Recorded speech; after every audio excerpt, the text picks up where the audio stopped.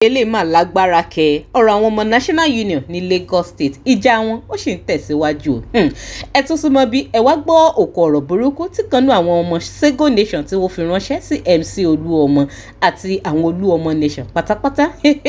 òkò ọ̀rọ̀ yìí ó tabalé ó taboko ni ó tabá Abolore Legacy ó tabá Akeem lókèsì kódà ó tabá Oluomo gangan fúnra lára rẹ̀. Nínú fọ́nrán yìí ọmọ ẹgbẹ́ yìí ní kí Oluomo kó lọ gba owó ẹ̀ lọ́wọ́ àwọn ọmọ ní tíátà tó ń kówó fún nítorí àwọn yẹn ló ń kówó National Union fún ní gbogbo ìgbà tí ó wà lórí ipò gẹ́gẹ́ bí state chairman ó ní kó lọ gba owó ẹ̀ padà lọ́wọ́ wọn àwọn ò ní nǹkan kan bá a ṣe pọ̀ mọ́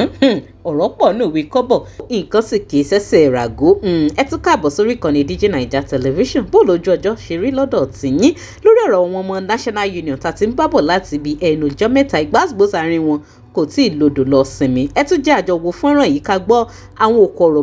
burúkú tí kan náà àwọn Sego Nation tó tún fi ránṣẹ́ sí Oluomo àti àwọn ọmọ ẹ̀yìn Oluomo lápapọ̀ fọ́nrán òun rèé ẹ jẹ́ àjọwò kẹ́dẹ̀ máa fòpínìyàn tí yín nípa ìsí kọ́mẹ̀ntì. ẹ jọ̀ọ́ wọ́n tún ti gbé nǹkan tá a mọ̀ jẹ́ dé o àwọn náà pogun kán má ṣàfogun o wọ́n ti pogun báyìí ó ti dèṣù báyìí kán má ṣàfogun o Akeem no case Akeem ó ti gògìrì kọjá ewé àti wà àtọ̀gá ẹ̀ sìró ní igbá àwílẹ̀ lọ́dún ẹ̀ jplon tọ́ba àwọn tipẹ́ tó bá ń gbọ́ pàtó ti kọrin tipẹ́ látàyè Brown ìyá ẹ̀ ò tí ì dé tàǹgbà ẹ̀ rárá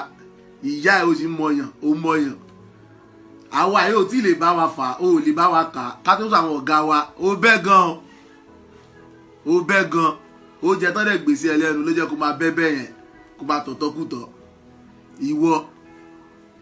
ṣé Musili lè fún 0.5 million ni MC ṣé sìròjó tíátà ni àbí wèrè nìyá ẹ̀ sìròjó tíátà ni Musili lè fún 0.5 million àwọn tíátà ló máa ń kówó ẹ̀ fún náà ó tíátà ló ń fún mọ́tò bíi tírẹ́dà kiri kan mọ́tò ń gbà ẹ̀ owó state council dẹni kò kí sówó tẹ́ ẹ̀ náà owó state council ní ẹ̀dẹ̀ ń pariwo ẹ̀dẹ̀ sọ̀sọ̀kúsọ káàkiri owó state council ní kò kí sówó tẹ́ ẹ̀ náà ṣé owó union ni union dẹ̀ ní sìrò kí lẹ́jọ́ tẹ̀ ń rò káàkiri ìyẹn lẹ̀ ń mú káàkiri ó wá gbogbo ọ̀nà tó máa wá sáfì Iniesta Messi tó ń ju pass tán net ló fẹ́ break wo 100 ìyá yín ẹ lè break ibẹ̀ yẹn bridge yẹn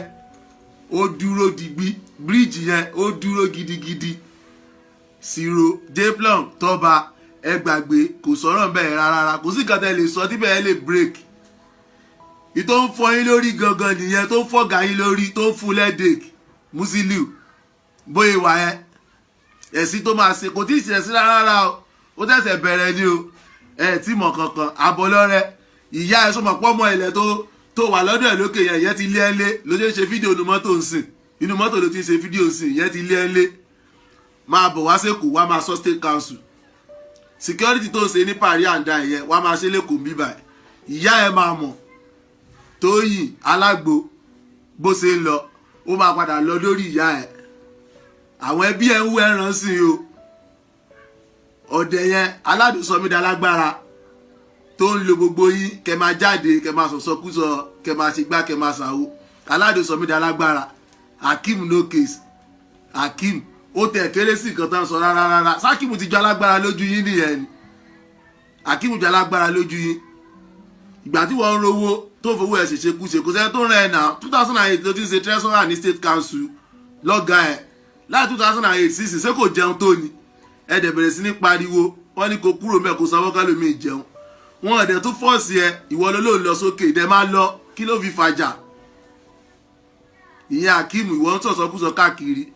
sìró yẹn kíní kan jplon tọ́ba ìwọ tó lọ sàbújá tó yẹ pé gbogbo tó ṣẹlẹ̀ lábújá bó ṣe ń wojú rere àwọn pípù yìí ṣó gbàgbé ni no case bó ṣe ń wojú rere àwọn pípù yìí Joel Kampari ló máa mú bó ṣe ń sanwó yàrá ló ń sanwó gbá tó ń wojú rere àwọn pípù yìí ṣe bí gbogbo nǹkan tẹ́ gbójúlé tẹ́ fẹ́ fi jà náà nìyẹn ta lọ Ìbàdàn tó yin báńkà tẹ̀lé wa ìjọba dẹ̀ dé sí wọn ní kẹ́ mú rìsíìtì ẹrù yín wá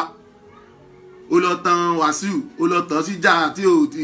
tí ò mọ̀ táwọn ìjà tẹ́ máa ń jà lọ́dọ̀ ìtẹ́ ìpínlẹ̀ ayé lálágbára nìyẹn àwọn ọmọ kéékèèké lẹ́lọ́ yìnbọn fún tẹ̀yìn pera yín lálágbára. Hakeem eléyìí tó dálẹ̀ yìí ìyá ẹ̀ ó máa jọ sojú wa, ọ̀gá ẹ̀ ó fúnra rẹ̀ mọ̀ ó máa lóhùn rẹ̀ tó nǹkan tó ṣe yẹn. Mo mọ̀ pé ó ti máa pè ẹ́, ó ti máa pè ẹ́, ó kàn fi bàbá aládùn kọ́ bọ́dì ni nà. Ìwọ ojú aládùn báwo. Alágbára pọ̀ nínú mo ṣe tá a mọ àwọn ògiri wà ń bẹ́ẹ̀, àwọn núrù arapa núrù èbúdọ̀lá. Ṣebí wọ́n ló sideline gbogbo wọn, wọ́n ló sideline gbogbo wọn náà, ó sideline gbogbo wọn torí pé ó fẹ́ jalásẹ̀ ayé àbí ó lo 30 something units. Aside unit tó wà ń bẹ́ o tó sì mọ́ branch tó ń gbowó bẹ́ o,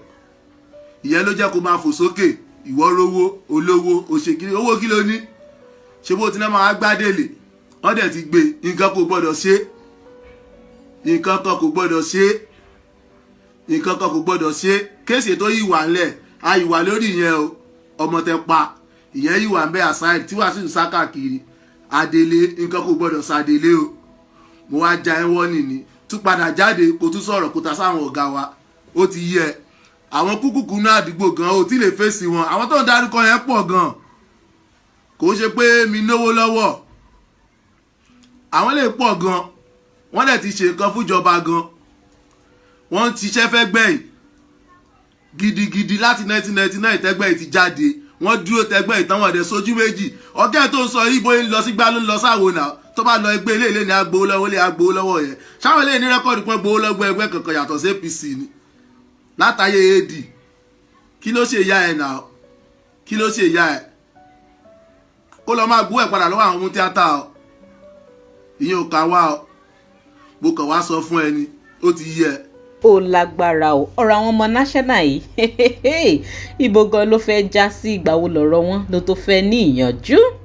Kí lè ro ti yín ẹ̀yin èèyàn? Ẹ má bá mi jù sí comment. Ẹ má gbàgbé láti máa follow DigiNaija online TV lórí Facebook, link tó wà ní comment section video ó máa gbé yín lórí Facebook page wa. Lórí YouTube ẹ má bá mi tẹ subscribe button tó wà lábẹ́ fídíò yìí, ẹ sì máa like and share ètò yìí kó máa lọ káàkiri. Opinion ti yín, ojú tẹ fi rí gbogbo gbàsgbòs tí wọ́n jù lóra wọ̀nyí, ẹ máa sọ sí comment. Ẹ ṣé púpọ̀ tẹ́ ń darapọ̀ mọ́ mi ní gbogbo ìgbà.